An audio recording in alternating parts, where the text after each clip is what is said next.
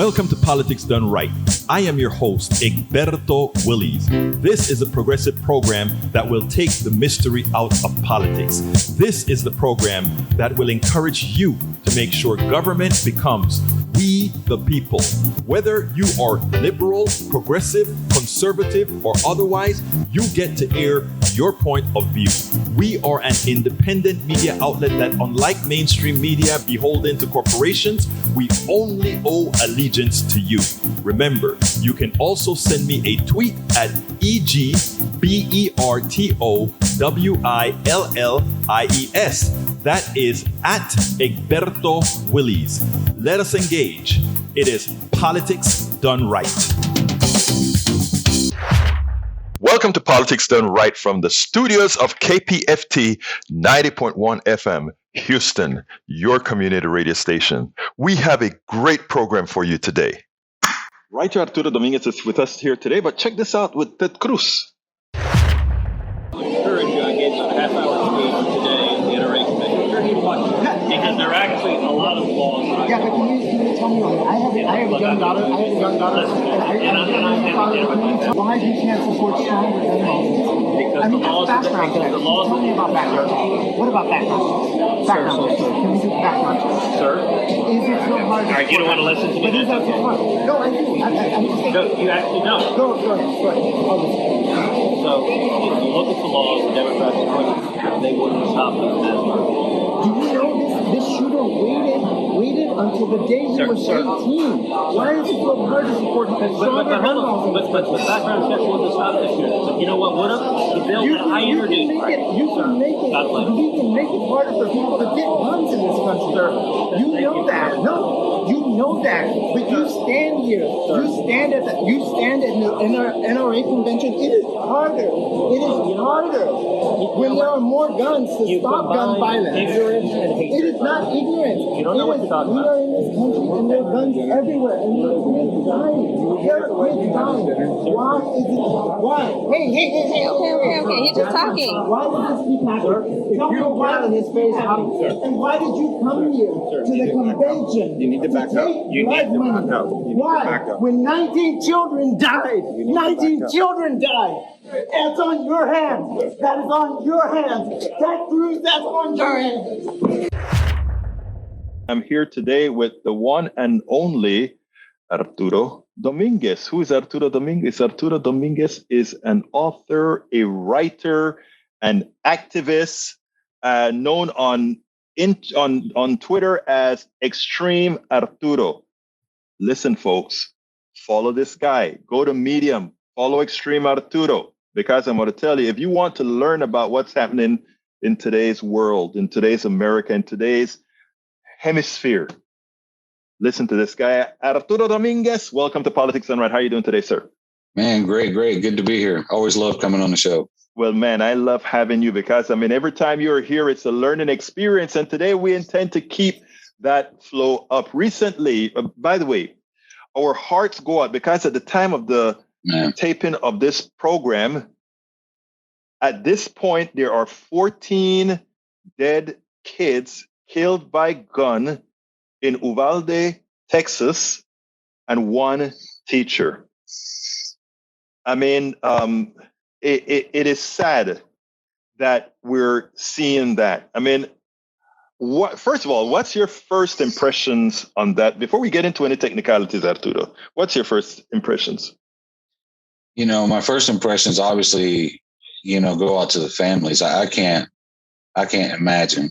And I don't even want to think about it, but my heart goes out to the families for sure. But my first impression is, I've been focused a lot on extremism lately since a little while, about a month before, maybe a little longer, the Buffalo attack happened. I was, starting to issue warnings because of, seeing an increase in xenophobic rhetoric on the far right and things like that.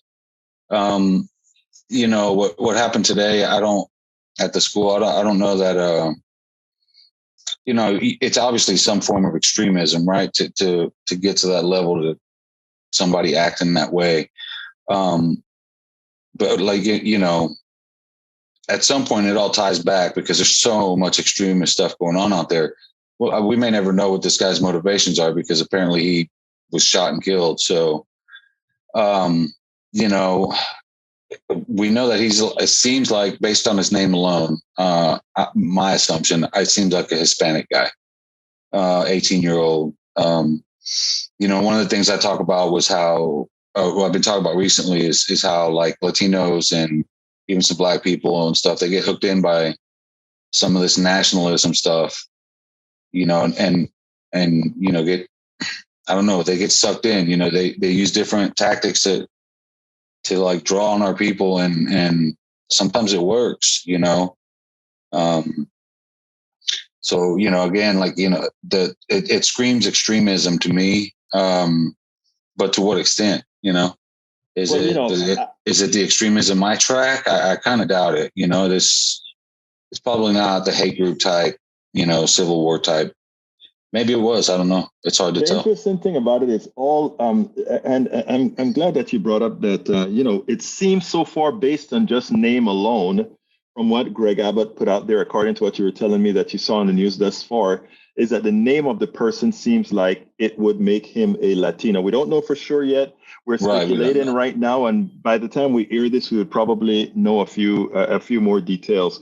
But we can be general enough to say that we understand that even in this white supremacy type environment that we're living in because of what the right has been doing, that there are a certain percentage of folks, irrespective of race, that get drawn in.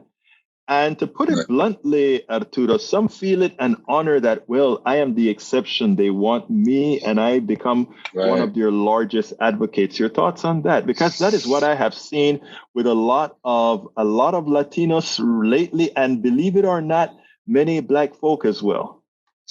Yeah, you know, well, my take on the deal is, you know, it's in the White Latinos Don't Exist article. I hate to keep going back to that. No, you actually, folks, 2 years ago. Wait a minute. I mean, that is one of the premier pieces that you wrote. And I think a lot of people need to go back to that. So first of all, tell folks about that article and where they need to read it. In that article, you know, I wrote that, maybe 2 years ago, close to it, something like that. Anyway, in that article, I was basically calling out, you know, Latinos that act like white supremacists, say racist stuff, you know, all these things. And the whole point of it was based on what I see from hate groups and extremists, my lived experiences in Texas, where people's like all the time, oh, I thought you were white. And, you know, there's reasons for that, and it's in the Shooter's Manifesto. Like, he even says it, you know, you can be white looking, but you're not culturally white. And so since I'm walking around, you know, I'm Cuban, I make it well known I'm Cuban, I'm proud Cuban, I eat Cuban food, you know, I act Cuban like crazy. So, you know, obviously I don't fit the white type. So like for them, they're like, oh, I thought you were white.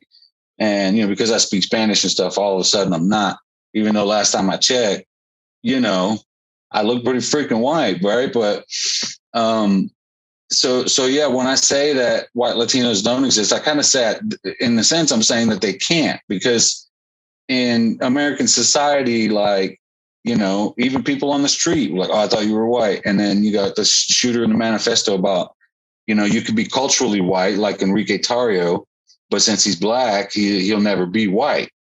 You know, he even uses an example of like say a Black guy that was born in France, you know, his family's been there many generations. Like, you know, he may be French and he may be culturally white, but he's still, you know, from the sub-Saharan Africa, whatever he put in the manifesto. So that, you know, he might be culturally white, but he can't be white because, you know, of his skin color. So, and that's where, like, the Shooter's Manifesto, same with hate groups, same with white people in general. That's sort of where they draw the line. It's, to be white, you have to be like directly of European descent. You know, even though some of us in Latin America come from European descent, that doesn't count because we're being filtered through Latin America first. So you see what I'm saying? Like, we speak Spanish. I live with them from Panama. Yo soy Latino. Right. I get it. It's weird. It's weird, man. It's really weird, but that's how they hook them in. Like, the Proud Boys used male chauvinism. That they targeted black dudes with that. They targeted Latino dudes with that. That's how they got Enrique Tarrio, Mm-hmm. and it's all about, putting the man up above the women, It's exactly what they say it is, male chauvinism, and that's how they hook a lot of our people in. And they don't realize that they're, promoting like white supremacist ideals and stuff. Like, Enrique Tarrio never calls it white supremacy. He calls it Western culture or Western society, but we know what he means. I mean, you know what I mean? So like anytime anybody talk about like, oh man, they're coming down on white people, this, that, and the other, you'd see Enrique Tarrio comment on Telegram. He'd say, oh, they hate us. And I'm like, bro, what do you mean us? Like, you darker than the rest of these fools. You're not white, bro. Like, I mean, they might have told you were, but okay, whatever. So yeah, I mean, our people buy into that, and you get in it, you stay in it long enough, and you start believing all that. Like Enrique Tarrio, excuse my French, but you start believing all that stuff, and it puts people in a bad way. And like, I mean, they turned on Tarrio. They called him the token Negro. They called him all kinds of stuff. Like, we're not going to have that anymore. And I was like, damn, guys, don't be nice about it. Hell, like they went full blown racist. And I was like, that's what you And he was one of them. Right. And he was one of them. And that's what I tell people. Eventually, they're going to come for you, dude. Like, why are you taking sides with them? Like, I don't get it, So I try to call it out, and I know, I track extremists and stuff. I see what they're doing. And I like to talk about the intersection of politics and racism and stuff. So all of that kind of goes together. You can't not, investigate rhetoric and dog whistles and not get into politics, because that's where it's used the most, So, the Klan uses dog whistles, things like that. But then when you got politicians using them too, we're starting to have more problems, and they create bigger problems because they have big platforms, they spread that message so far and so wide. So I think that's where we are in society today. A lot of people buy into that. Now, in your piece, ethnonationalism, did you take into account that when we look at the psychology of people, really leads them into the thought process that just maybe, they're invisible, that they'll be seen differently? Yeah, it's sort of like, when we talk about allyship with white people, right, on the civil rights aspect, right, Black Lives Matter movement, all that stuff, for them, that's what this is. It's in the opposite, spectrum. Right. So, they treat them as allies. They, invite them over for dinner. They, socialize. They, make them one of them. And they're useful tools, because the Proud Boys could sit there and say, oh, look, we're not racist. Our chairman's an Afro-Cuban. Yeah. How can he possibly be racist? And that fool was racist as hell. So,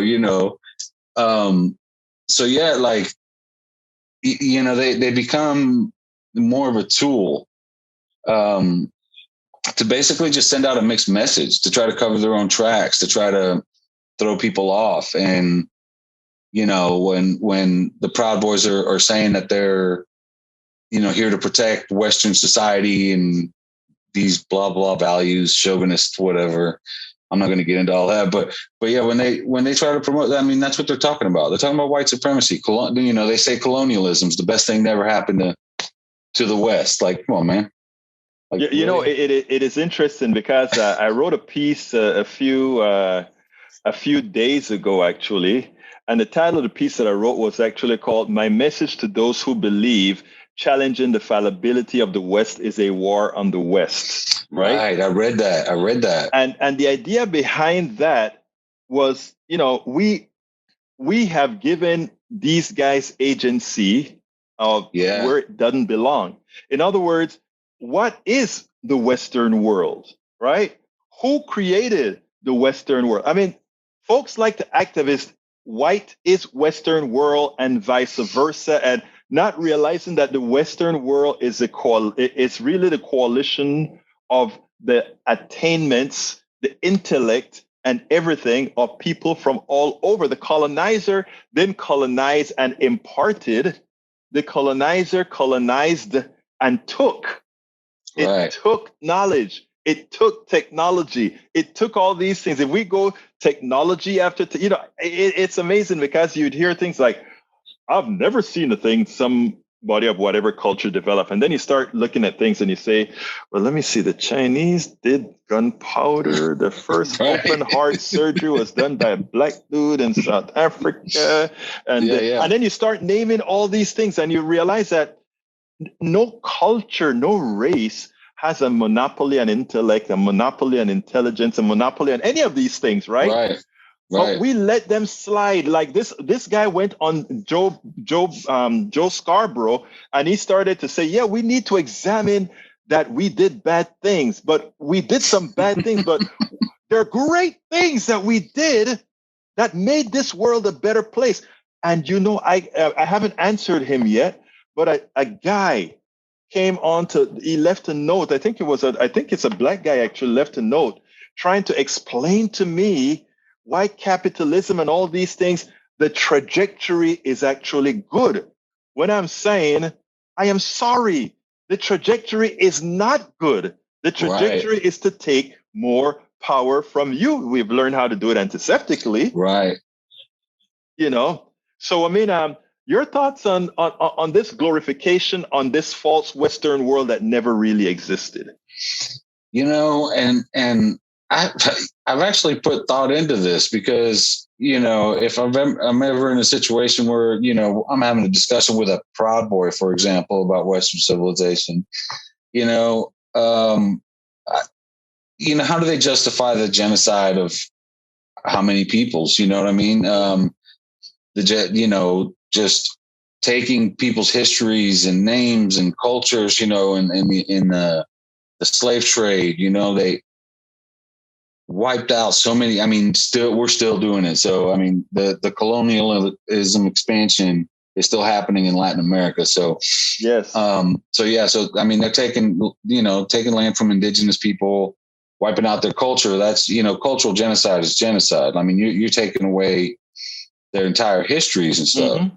So, I mean, to say that there's value in that because we have paved roads, man, the Romans had paved roads, the Egyptians had paved roads. Like there was paved roads long time before, quote unquote, white people. So, yeah, I mean, it's such a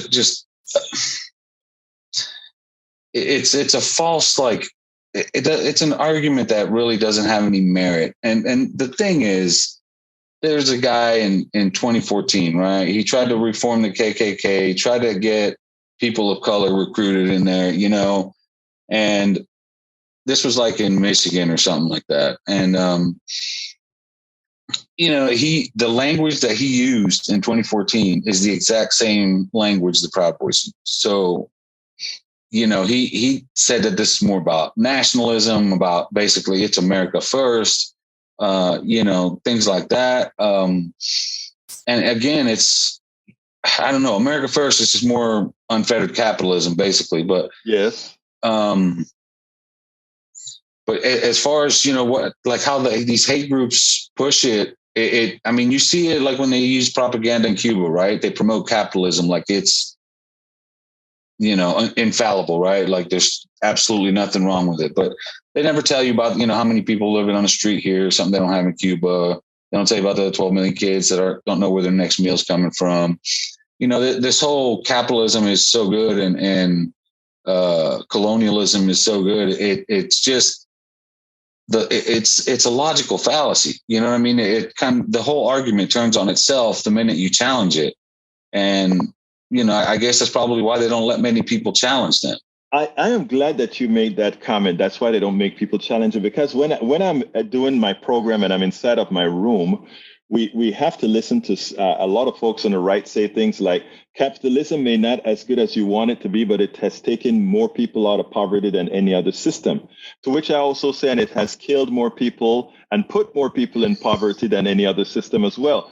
I mean, what I try to do with a program, and I think you do a lot with your writing, is to try to open people's eyes. If you look, if it takes a mess on the outside to create a smooth running America, an America of milk and honey, while that kid in Venezuela is providing what he cannot provide for the penance he gets. Why that kid that is digging up diamonds in Zaire? While that kid that is getting bauxite in Jamaica, so that we can have beautiful aluminum foil that's manufactured here.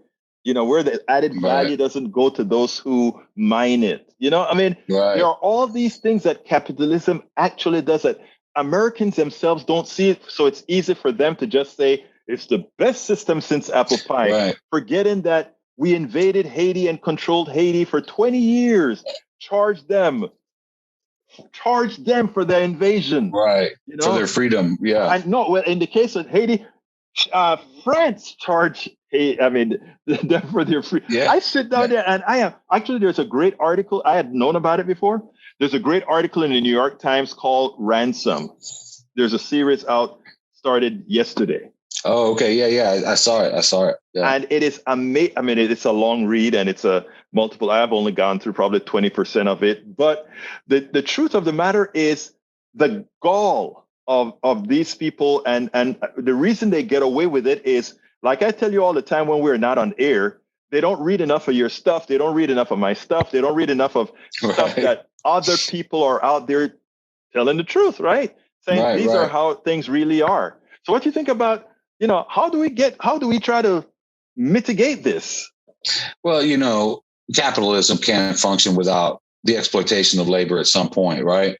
Mm-hmm. It started with the enslaved, and when they couldn't do that anymore, they incarcerated them and they do the, leasing out convict labor. But then on a colonialism level, you have everything you just discussed, Yeah. You have these kids, mining diamonds that are, they're not reaping the reward of that final sale. That doesn't make that kid rich. Right. He finds one, he gets a little chunk of change, and then he has to go find another one, Yep. So, and a lot of parts of Latin America, it's that way too.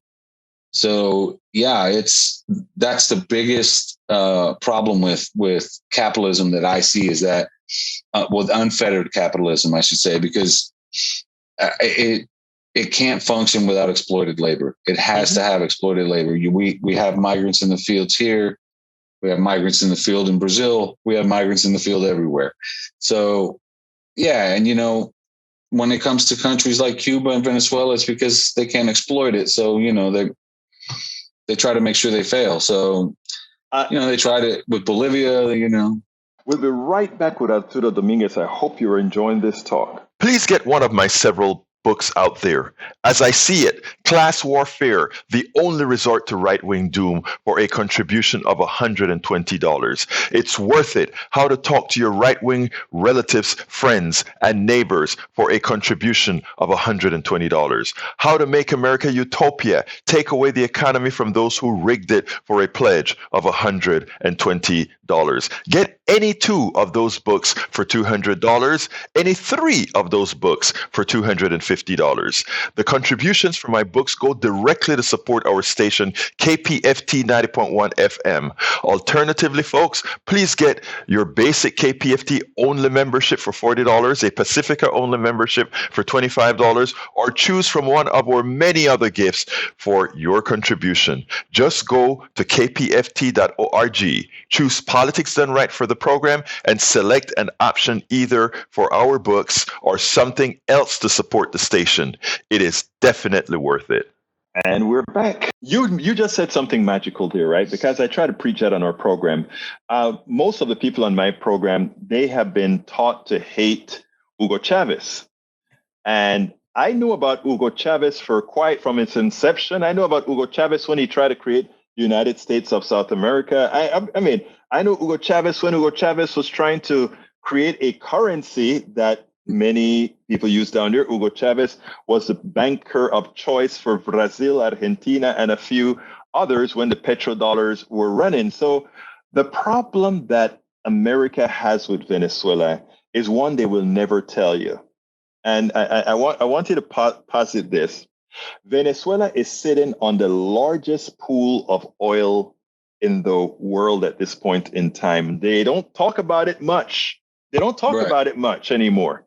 But they're sitting on the largest pool of oil in the world. And it is a socialist state, of which it means that the oil, unlike America, where if you're lucky enough today to buy a piece of land that has mineral rights, you can get a royalty for the Right. oil company taking your oil out, but they make most of the money. You can, if it's on public lands, you make nothing. Right. The oil companies drill and sell your oil. There used to be a thing called a depletion allowance, and there were all these technicalities that you used to, that these guys use, and they make a windfall on oil that should belong to who again? All of us. Right. How does it look if you have a Venezuela sitting on the largest amount of oil with it belonging to the people, and when it exploited, you get a lot of people that, I don't know if you remember in the beginnings of the Hugo Chavez days, people were starting to form their own. All the people in Venezuela had their little shops on the road and all that kind of stuff. Yeah. You know, and then go ahead. Go ahead. No, and then came the U.S. and the sanctions and the cut them off from the world markets and all that stuff. So you can't. My thing with the U.S. foreign policy in Latin America, especially, you can't declare Cuba a failed state when you've been had your boot on their neck for 60 years. Right. You want to declare it a failed state, let it fail. Like, lift all the sanctions. I dare you to lift all the sanctions and let it fail. And I promise you it won't. And that's what scares them. That's what scares them. A socialist paradise 90 miles away is going to scare the daylights out of them. And, I'm not saying that, that's the kind of government I want, but, you can have a capitalist driven socialist type economy very easily. I don't see why we pay taxpayers. This is where it gets me, because this is like Biden's infrastructure bill is a big giveaway to corporations and stuff. Right. It's going to privatize all our roads. They're going to put tolls all over our roads. So like now, we just, unleashed trillion whatever dollars for infrastructure. So we're paying for that, and then we're going to have to pay to use it. Thank you. And that's the privatization. That's unfettered capitalism. That's wealth extraction from the population to the that's colonialist behavior. Like that's dictator type stuff where they just suck you dry piece by piece and send that money up. And it's ridiculous, because how it is here in Houston. They built the Beltway, the Sam Houston Tollway, and after so many years of tolls, it's going to pay for itself, and then it'll be free. Well, now the county is dependent on that money, and it'll never be free. So we're going to forever pay for that and pay to use it. So it's it disproportionately impacts poor people too. These toll roads are for people who can afford it.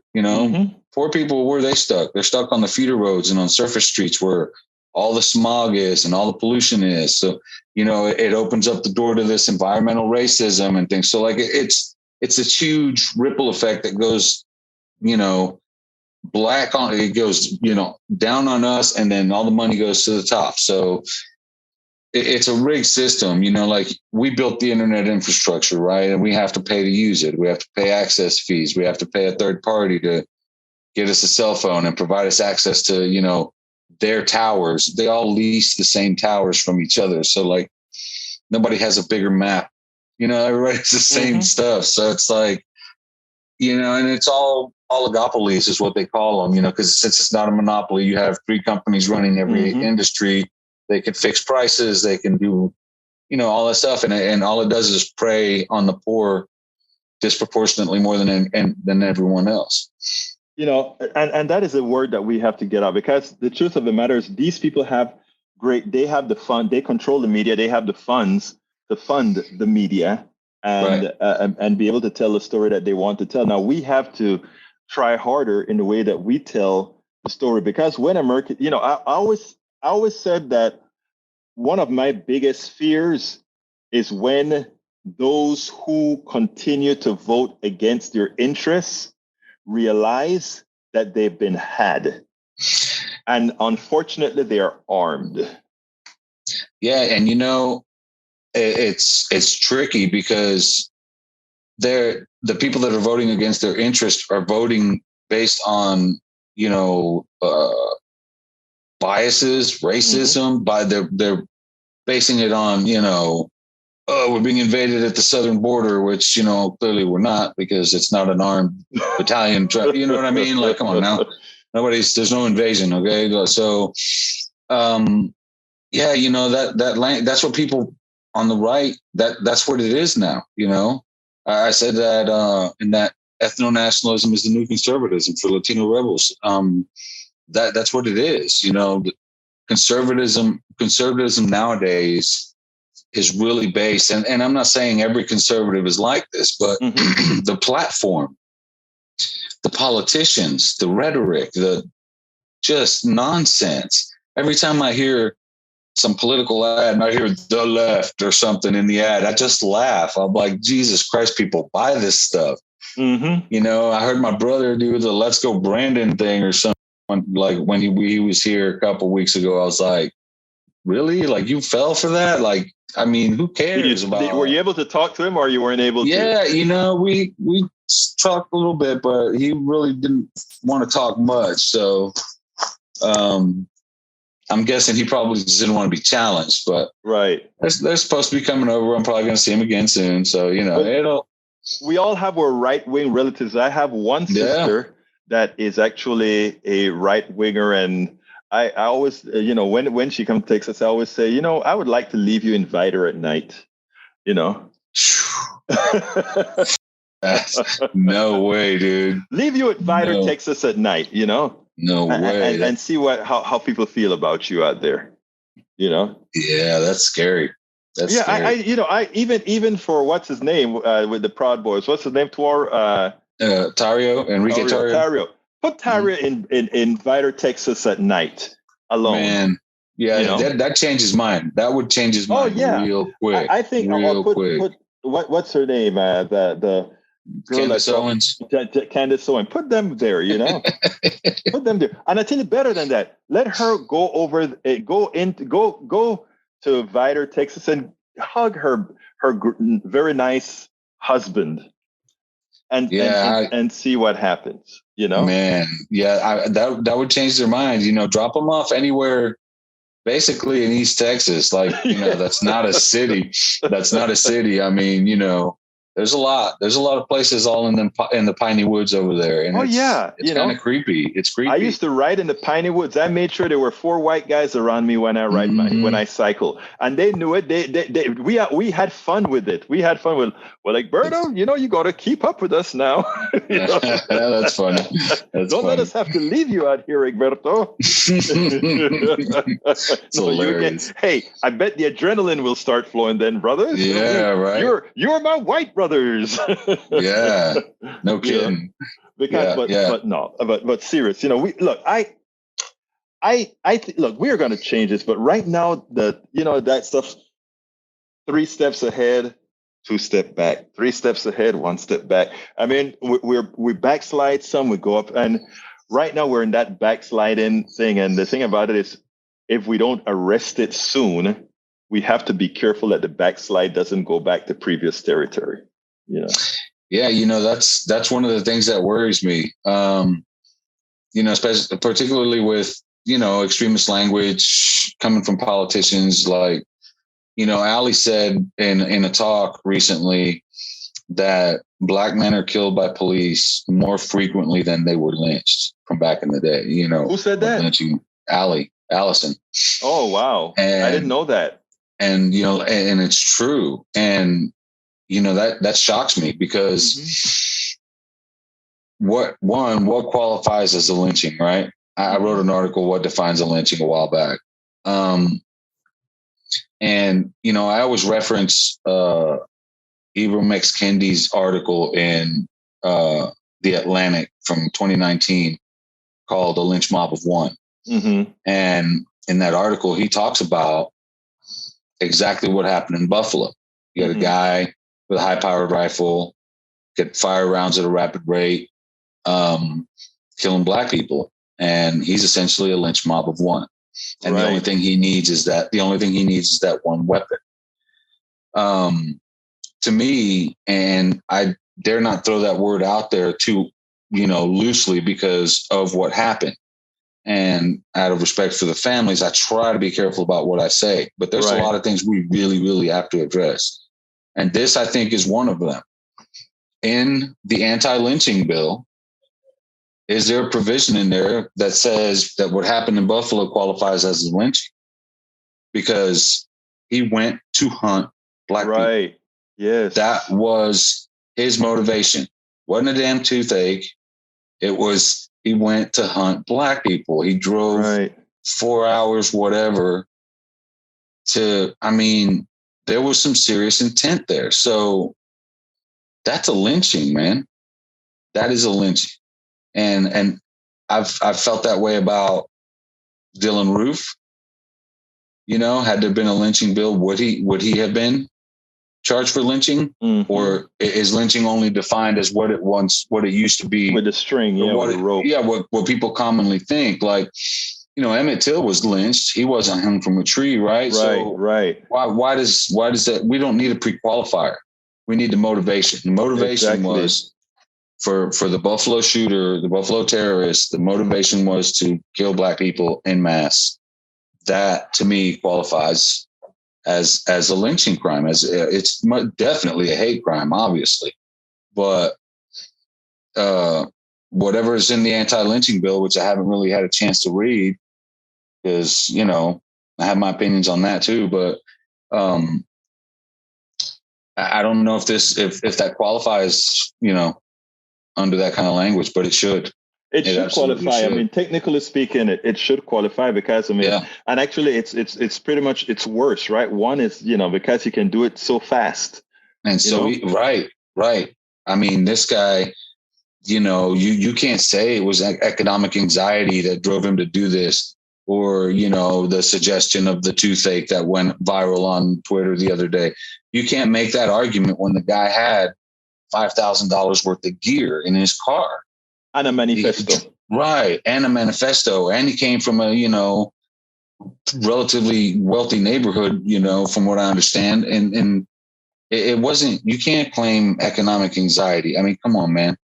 The motivation there was clear. The manifesto is pretty freaking clear. And if he got away, he was going to shoot up a school.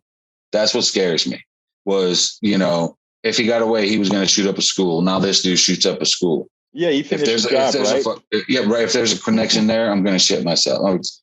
Sorry for cussing. No, but yeah, no. If there's a connection there, that's going to be very alarming. I think, and it should be a shock to the system if the country doesn't see it already. I'm amazed that only 8 days after the Buffalo shooting, we're not even talking about extremism anymore. You wrote an article on that. You wrote an article titled "Days After a Racist Terrorist Attack, Society is Ready to Move On." Tell us a little bit about that, because I think Americans need to see how this stuff is getting too normalized right now. Yeah, and that's the problem. And it's normalized to the point where a shooting happened, everybody's shocked. But that shock wears off a little bit faster every time. I want to read something from your piece, because this is touching. This is important. Okay. You say this is from Arturo Dominguez article titled "Day After Racist Terrorist Attack, Society is Ready to Move On." He did it. Actually, it was written today, and he said the following. I've had it here, the piece that I had highlighted that I wanted to cover. Bear with me 1 second, because it was prescient. We should not applaud. Let's see. Bear with me, folks. It's a good one. Anyhow, let's keep talking as I find the piece that I wanted. So yeah, basically, I'm trying to keep the conversation out there. I really, really am. I'm in a position where, I have knowledge, and experience here, a little over a decade of actively tracking extremists and the beginning of the alt-right to where we are now, and watching the evolution of it. And I think that people aren't taking things like the manifesto seriously enough. And that's where this comes in. And that's where this comes in, where you say, here is what Arturo, you say on this article.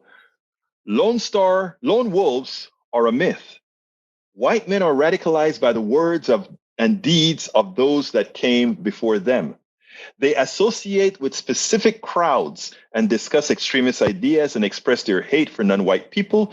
They then spread their fundamentalist ideas to the general public via social media channels that allow them to operate unabated, inciting one another to commit hateful acts against non-white communities, whether verbal, physical, or outright murder. To use language that was used against Muslim, they're terrorist cells.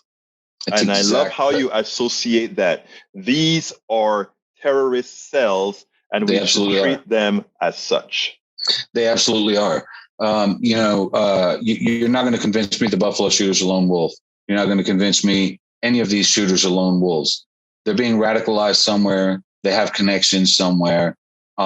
This school shooter today has a connection somewhere. Somebody helped radicalize this guy.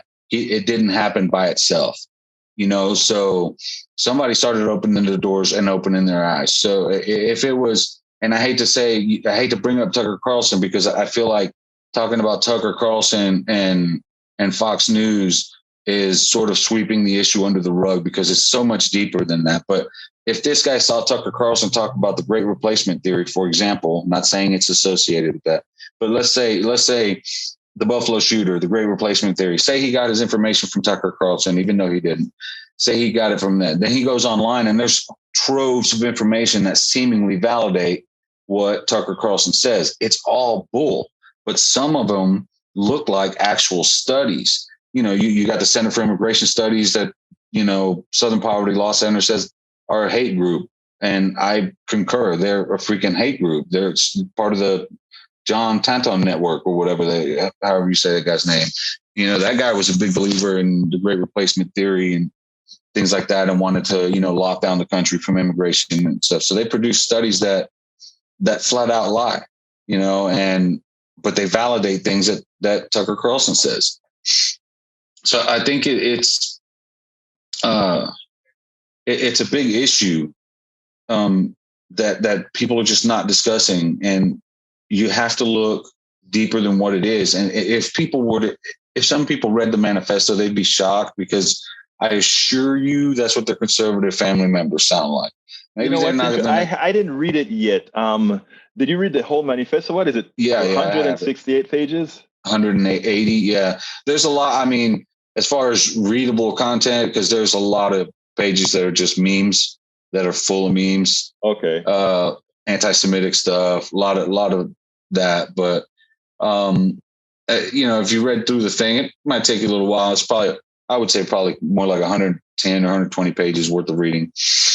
But I read it a couple times, and I've been searching through it every time I think of a key phrase I want to, reference, see if he mentions it, what his views are about it, and try to, cross-reference that with some of the stuff we're seeing on hate group channels, things, and trying to see if these, I try to draw a connection to where these ideas start, how these people get radicalized, young white men get radicalized.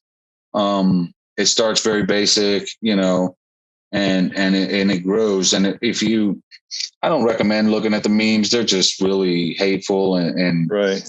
But you see the progression in the memes where they go from something seemingly benign to something just outright horrible, so yeah, it's a gradual progression, how these guys get drawn in. And I think it's an issue that the country's not taking seriously enough. Mm-hmm. It's an issue that we can't rely on the federal government, the Department of Justice, the FBI. We can't rely on them, because they can't do anything until an actual criminal act is right, occurs. And unfortunately, for 2 in 10 days resulted in 24 people dead. So it's, the best way to confront the issue is by addressing the people in our proximity. I have a brother, I confront him. I make sure, he ain't going to be the next mass shooter. What bothers me is that he's on the internet and maybe he convinces the next mass shooter. Maybe he sends the next one down the rabbit hole. You know, maybe you're that uncle at Christmas that you want to avoid. Maybe he's on the internet. He might be the one that triggers the next shooter. Because, you know, when you're gone, when they go home, they're back online talking their stuff. So, you know, when I see people that are like somewhat influential, like I went after that radio DJ a couple of years ago, AM radio talk show guy, wannabe Rush Limbaugh. He was saying some pretty derogatory stuff about Latinos, and I called him on it, you know, wrote an article about him. I trolled him for days. And the point was to let him know that, you know, that I'm out here, that I can chase you down. I can bother you. I can listen to your show. I can tweet about it in real time. I can, you know, really mess with his head. And he started blocking me everywhere, but I still kept doing it because I knew that the radio station could still see. Right. And he controlled their social media. So I was tagging the radio station, and that, you know, he's not allowed to block people on that page. So, you know, the point is to let them know that it's unacceptable and that there are people out here that aren't going to let it happen. And somebody like me who has, you know, who's been allowed to participate, but Julio, you know, gave me space on Latino Rebels to be able to use that platform and put him on blast. You know, I'm going to use that, you know, so some people like it, some people hate it, but it is what it is. You just can't let that stuff, you know, go on. So, you know, I've done the same thing with the AM radio DJs in Miami.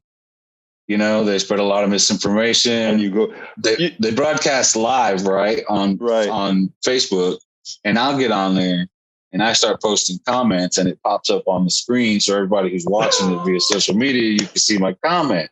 I don't say anything offensive, or I challenge them. You just tell the truth, right? I challenge them, and they started to know who I am, and then I wrote an article about them and Latino Rebels, and I think it was Hector who put the picture of the one lady, Yinoska, that I was messing with on Facebook. He put her picture of the article. I was like, oh man, she's going to be real mad now.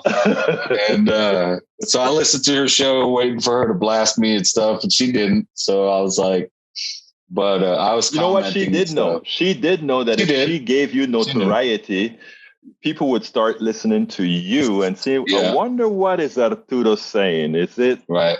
You know? And that's the thing. Like I said with the Proud Boys, the minute you they don't want to be challenged. My brother don't want to be challenged. Ninoska don't want to be challenged. None of them want to be challenged. And, you know, they'll try to ignore you as much as possible until you go away. So, yeah, I mean, we have to be more active as a society in general. Like I always say that this extremism issue is largely a white people issue, because most shooters are white, and most of these extremists, you know, people yelling at Mexicans speak English or threatening, you know, black people or this and that, even if it's just verbal harassment, you know, these things we have to take it seriously, because 75% of the attacks on Asian people are from white men. But if you look online, the narrative is, oh, black people are attacking Asians, and they're trying to use these things as, you know, in an anti-black effort. Right. And the reality is 75% of the attacks are by white men. So, you know, we white people, I say that all the time, but it's steadily, when I start talking about ethnonationalism, it's because it's starting to become a black people issue, a Latino issue, because these guys are starting to embrace that male chauvinist, that, you know, there is some appeal to the America first, you know, want to take care of your country first. You know, they play that angle hard.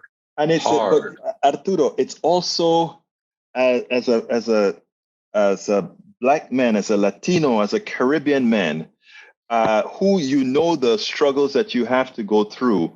When one of these groups want to sort of put you, Tario, just think about him. He feels like he's in a position of power, something that he could not attain in any one likely of his own groups, but there, because he's special. That's a good point. You see what I'm saying?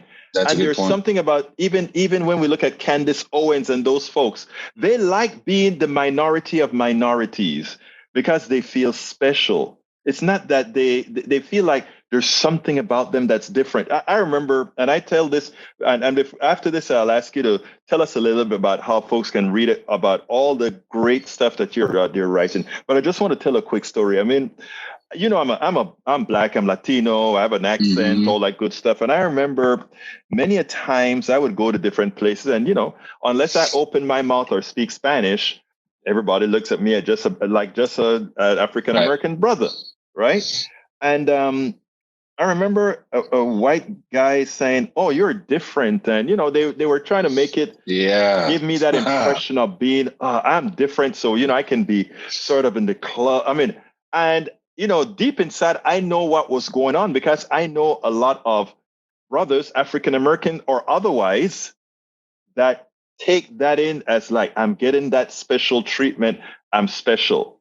For me, it was an insult, right? Yeah. And I took it as such. And I told him straight up, I'm like, when you see me, that African American brother you see there, you see me.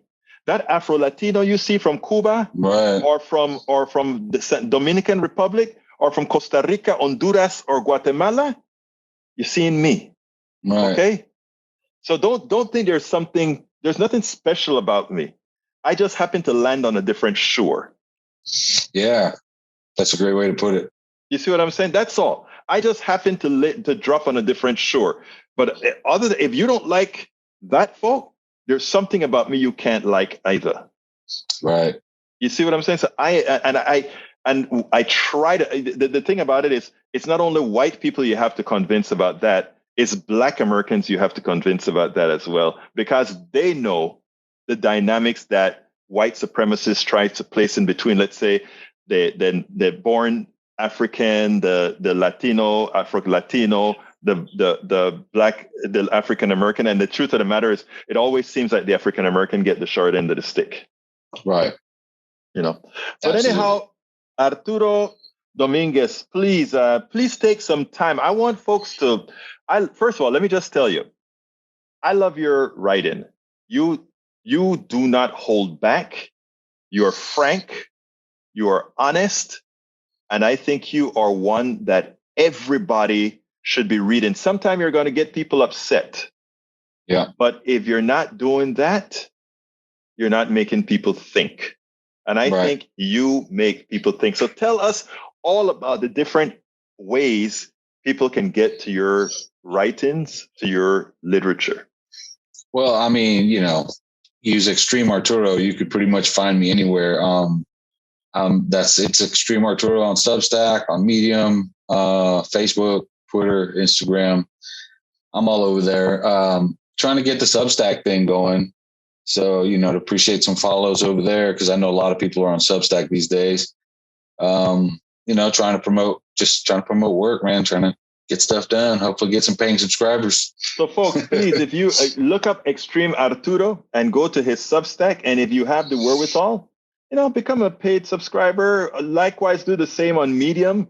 If you go to Medium and find Extreme Arturo, you can also get a membership, and that don't only give you access to Arturo's work, it gives you access to my work and all of us who publish at Substack and the other places. But please, we need to support journalists and writers that are not pushing the line of the mainstream. It is so important for us to do that. It is important for us to hear the different voices that are out there so that we can actually know what's going on. So please look out for Extreme Arturo and do all you can to support the man's writing. Arturo Dominguez, as usual, it's been my pleasure to have you on Politics Done Right, sir. My pleasure as well, as always. Love being here. Thanks, man. Thank you, brother. Please get one of my several books out there. As I see it, Class Warfare, the only resort to right-wing doom, for a contribution of $120. It's worth it. How to talk to your right-wing relatives, friends, and neighbors for a contribution of $120. How to make America utopia, take away the economy from those who rigged it, for a pledge of $120. Get any 2 of those books for $200, any 3 of those books for $250. The contributions for my books go directly to support our station, KPFT 90.1 FM. Alternatively, folks, please get your basic KPFT only membership for $40, a Pacifica only membership for $25, or choose from one of our many other gifts for your contribution. Just go to kpft.org, choose Politics Done Right for the program, and select an option either for our books or something else to support the station. It is definitely worth it. You can listen and or watch Politics Done Right Mondays through Fridays on Facebook Live at facebook.com/Politics Done Right, or on YouTube Live at politicsdoneright.com/YouTube. Please do not forget to follow me on Twitter for updates. My Twitter handle is @Egberto Willies, @EGBERTOWILLIES. But don't you forget, listen to us live on air at KPFT 90.1 FM on Thursdays at noon and at Fridays at 11 a.m. all Central Time. Please remember to keep your community radio station in your minds. Keep KPFT on your mind. Talk about it. Tell your friends about it. Tell them you know about this station in town, 90.1 FM Houston, that needs your support. That is there to provide that nourishment that we need. KPFT 90.1 FM Houston. Well, folks, that's it for today. You know how I'm going to end this baby. My name is Egberto Willies. This is Politics Done Right. And you know how I end this baby. I am what? Out.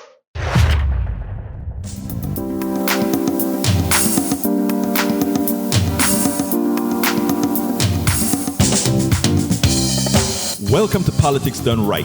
I am your host, Egberto Willies. This is a progressive program that will take the mystery out of politics. This is the program that will encourage you to make sure government becomes we the people. Whether you are liberal, progressive, conservative, or otherwise, you get to air your point of view. We are an independent media outlet that, unlike mainstream media beholden to corporations, we only owe allegiance to you. Remember, you can also send me a tweet at EGBERTOWILLIES. That is at Egberto Willies.